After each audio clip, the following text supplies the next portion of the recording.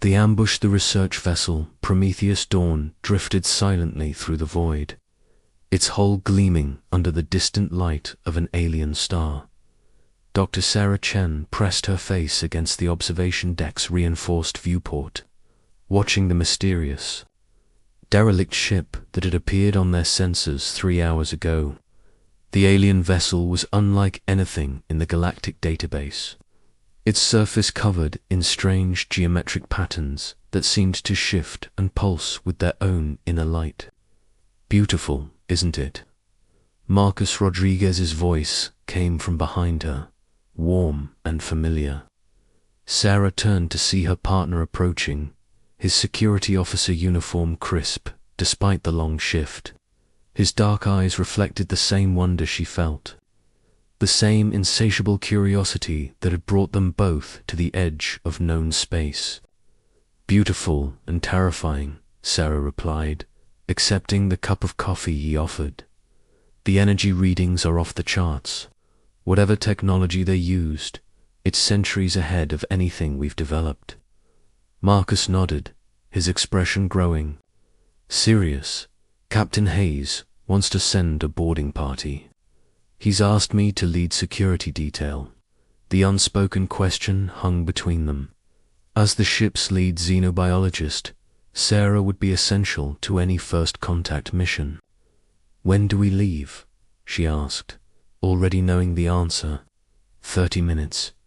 Engineering is prepping the shuttle now." Marcus reached out and took her hand. "You don't have to do this, Sarah. We could send the probe first, get more data." Sarah squeezed his fingers. "Since when do Rodriguez and Chen back down from a discovery? Besides, someone needs to document whatever we find in there. The scientific community will never forgive us if we miss this opportunity." The shuttle bay buzzed with activity as the 8-person boarding team made final preparations. Captain Hayes, a grizzled veteran of deep space exploration, briefed them on safety protocols, while the ship's chief engineer, Williams, distributed specialized equipment designed for unknown atmospheric conditions.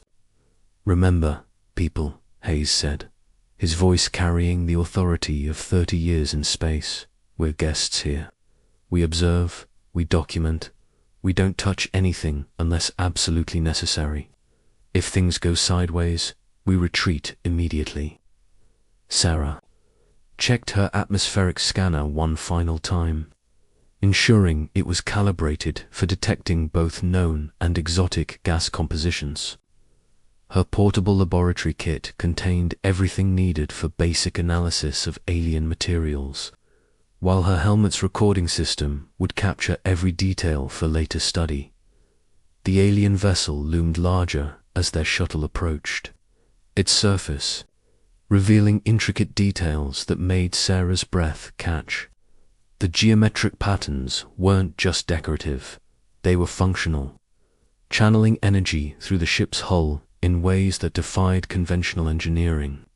The docking bay that had appeared on their scans was perfectly positioned, as if the ship had been waiting for them. "Too convenient," muttered Sergeant Park, the team's demolitions expert. "Ships don't just open up and invite strangers inside." "Maybe they do," Sarah countered, though she shared his unease. "We won't know until we investigate." The shuttle's docking clamps engaged with a soft thud that echoed through the alien ship's hull. Marcus led the security team through the airlock first, his plasma rifle charged and ready. The atmosphere inside registered as breathable but strange, with trace elements that Sarah's scanner couldn't identify. The corridors beyond the docking bay defied human architectural logic. Walls curved impossibly, creating spaces that seemed larger inside than outside. Bioluminescent strips provided soft illumination, responding to their presence by brightening as they passed.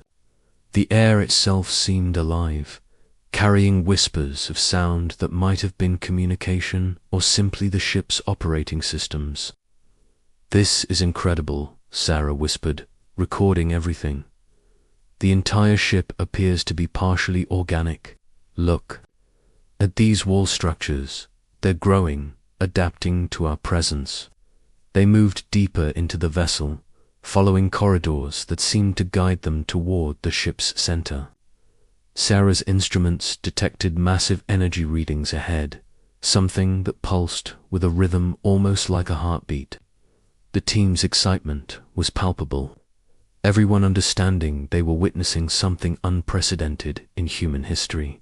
The central chamber took their breath away. A crystalline structure dominated the space, its faceted surface containing swirling patterns of light that moved with hypnotic beauty.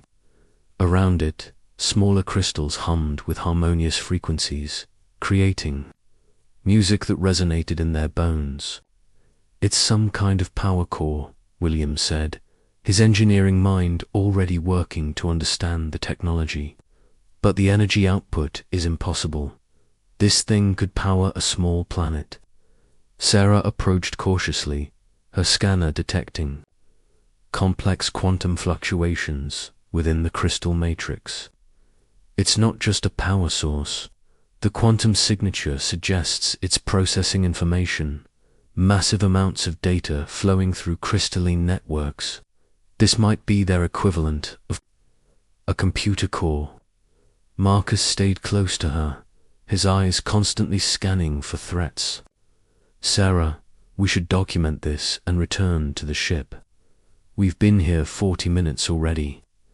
But Sarah was transfixed by the discovery. She activated her portable analysis unit, beginning detailed scans of the energy patterns. The data was revolutionary, suggesting principles of physics that human science had only theorized about. This single discovery could advance human technology by centuries. That's when the hunting cry split the air. The sound was unlike anything in human experience, a combination of organic roar and mechanical screech that seemed to come from everywhere at once. The chamber's gentle illumination suddenly shifted to harsh red, and the musical harmonies became discordant warnings. "Move, move, move," Marcus shouted, immediately taking point as the team formed defensive positions. Back to the shuttle, now. But the corridors had changed. Passages that had been open now sealed themselves with rapidly growing organic barriers. New openings appeared, leading in directions that hadn't existed before. The ship was alive, and it was angry. The creature that emerged from the walls was a nightmare fusion of biology and technology. Standing 3 meters tall, its body combined organic muscle with metallic augmentations that gleamed with the same energy as the ship's systems. Multiple eyes, each the size of a human head, tracked different members of the team simultaneously. Its limbs ended in claws that could punch through steel, while biomechanical implants along its spine crackled with electric energy. "Defensive positions," Hayes commanded, but his voice was lost in the creature's second hunting cry. The sound itself was a weapon, causing disorientation and triggering human panic responses that millions of years of evolution had wired into their brains. Williams fired first, his plasma bolt striking the creature's torso. The energy was absorbed into its metallic components, making it stronger rather than causing damage. The creature's response was swift and terrible. Moving with impossible speed, it crossed the chamber in a single bound, its claws tearing through Williams's environmental suit like paper. Sarah watched in horror as her colleague fell, his life ending in seconds. The creature's attention immediately shifted to the rest of the team, its multiple eyes calculating threats and selecting its next target. Time seemed to slow as those alien eyes fixed on her. Marcus didn't hesitate. He placed himself between Sarah and the creature, his rifle firing continuously while backing toward what appeared to be an exit. "Sarah, run. Find another way out." The creature's claws found Marcus before he could retreat further. Sarah watched the man she loved disappear beneath the alien hunter, his final act throwing a plasma grenade that bought her precious seconds to escape. The explosion illuminated the chamber in brilliant white light. But when her vision cleared, Marcus was gone. Sarah ran through shifting corridors, her training warring with grief and terror. The ship seemed to sense her emotional state, walls pulsing with colors that matched her racing heartbeat. Behind her, the creature's hunting cries grew closer. No longer the roar of an ambushed predator, but the focused pursuit of a relentless hunter. Emergency training kicked in as she reached what appeared to be a maintenance area. She activated her suit's emergency beacon, hoping the signal would penetrate the ship's hull and reach the Prometheus Dawn. But even as she transmitted coordinates, she knew rescue was unlikely. The alien vessel was too large, too complex, and the creature too dangerous for any rescue attempt. Sarah was alone, trapped aboard an alien hunting ground with a predator that had already killed half her team. But she was human, and humans had survived worse odds through intelligence, adaptability, and sheer stubborn refusal to give up. As the creature's sounds grew closer, Sarah began to plan. She would not die easily. She would not let Marcus's sacrifice be meaningless. And if she was going to die on this ship, she would learn everything she could about her hunter first. In the depths of her grief and terror, Sarah Chen began to think like a scientist again. The hunt was just beginning. Asterisk. The hunter crouched in the narrow maintenance shaft, her breathing carefully controlled to minimize sound. 3 hours had passed since Marcus died, and the creature had been systematically hunting the survivors throughout the ship. Through the shaft's grating, she could hear the alien moving through the corridor below, its biomechanical limbs creating a distinctive rhythm of clicks and scrapes against the organic walls. The ship's lighting had shifted to a predatory mode, casting long shadows that moved independently of any light source. Sarah had quickly learned that the vessel itself was complicit in the hunt, sealing escape routes and highlighting hiding spots for its guardian. But the same responsiveness that made it a trap also made it a source of information. Sarah activated her portable scanner, keeping the device's audio output muted while recording energy patterns. The creature's biomechanical augmentations created distinct electromagnetic signatures that her equipment could track. More importantly, she had begun to notice patterns in its behavior, rhythms that suggested intelligence rather than mere animal instinct. The creature paused directly below her hiding spot, its multiple eyes scanning the area with systematic precision. Sarah held her breath, pressing herself against the shaft's far wall. Through her scanner, she watched the energy signature change as the creature shifted its focus.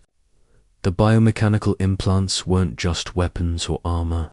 They were sensory enhancement devices that allowed it to perceive across multiple spectrums simultaneously. But they also created vulnerabilities. After 10 minutes of complete stillness, the creature moved on, its hunting cry echoing through distant corridors. Sarah waited another 5 minutes before carefully moving through the maintenance network, following a mental map she had been building of the ship's interior structure. Her destination was the chamber where Marcus had died, where the central crystal still pulsed with alien energy. The journey took an hour, navigating through shafts barely wide enough for human shoulders while avoiding the creature's patrol routes. Sarah had identified a pattern in its hunting behavior. The alien was methodical, covering specific areas in predetermined sequences, but it also responded to certain stimuli, loud noises, energy signatures, and emotional stress all triggered immediate investigation. Understanding the pattern was the first step toward survival. The central chamber remained unchanged except for the bloodstains that marked where her teammates had fallen. Sarah forced herself to ignore the evidence of loss and focus on the crystalline power core. Her earlier scans had revealed something crucial, a detail that terror had prevented her from fully processing. The crystal network wasn't just processing information, it was analyzing the boarding team's biological signatures. Every human who entered the chamber had been scanned, catalogued, and assessed. The creature wasn't hunting randomly, it was following a priority list based on perceived threat levels. Sarah activated her analysis unit, connecting it to the crystal matrix through a careful electromagnetic interface. The data that flooded her scanner was overwhelming. Terabytes of information about human physiology, psychology, and behavioral patterns.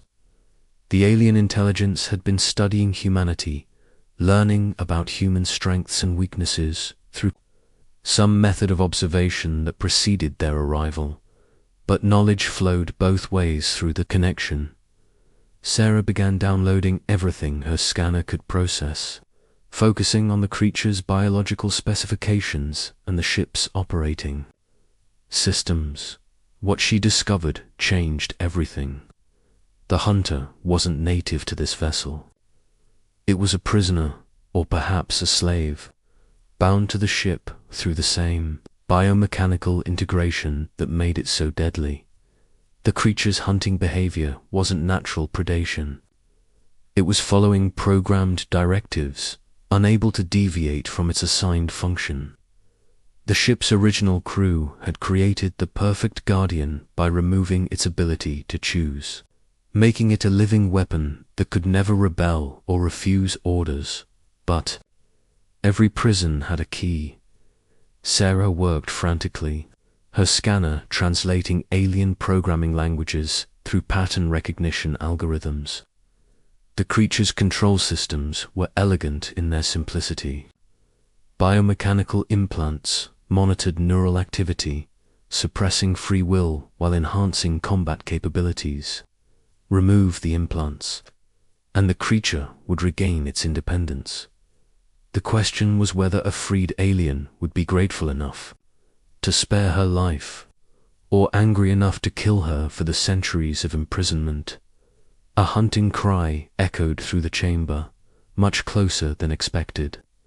Sarah's emotional state had spiked during her discovery, triggering the ship's alert systems. She had seconds before the creature arrived, not nearly enough time to reach safety through the maintenance shafts. Instead, Sarah did something that went against every survival instinct. She stepped into the open, placing herself directly in front of the crystal matrix, and waited. The creature burst through the chamber entrance with fluid grace, its multiple eyes immediately locking onto her position. But instead of attacking, it paused, tilting its head in what might have been confusion. Sarah's scanner was still connected to the crystal network, her human thoughts mixing with alien data streams in ways the ship's programming hadn't anticipated. "I know what you are," Sarah said, her voice steady despite the terror coursing through her veins. "You're not a hunter. You're a prisoner." The creature's biomechanical implants flared with activity, struggling to process contradictory directives. Sarah was clearly a threat, standing in the ship's most vital area with access to critical systems.